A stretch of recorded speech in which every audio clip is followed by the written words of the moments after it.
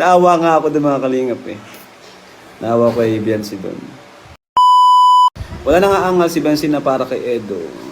At ayan nga mga kamamshi, Kalingap Rab ibinunyag ang tunay na ugali ni Beyonce. At bakit nga ba naawa rin si Kalingap Rab kay Beyonce? Ano nga ba ang tunay nitong ugali? Tara, alamin natin. Na nga po, ako, sa totoo lang, sobrang bait na bait ako kay Biancy mga kalingap.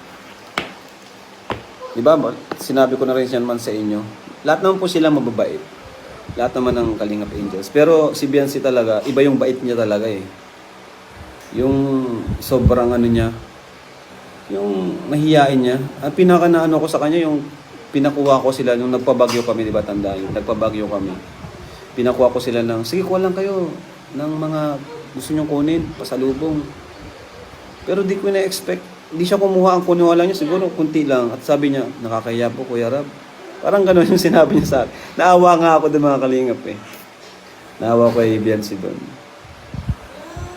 Kasi kung sino, kahit sino man siguro, kahit ako, ay sige, kuha na ako para magpasalubong ako. Kuha ko madami. Di ba? Pero si Biancy, yun nga, na ano siya. Di siya yung tipong tawag dyan, mapangsamantala, parang sasamantalahin na yung pagkakataon. Nung nga pong pinagbili namin ng dress, di ba? Ayaw pa niyang mahal daw.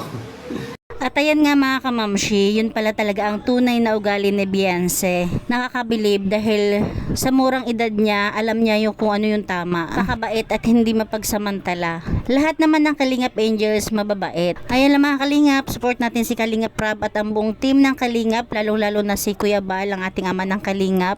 Thank you for watching. God bless you all and Jesus loves you.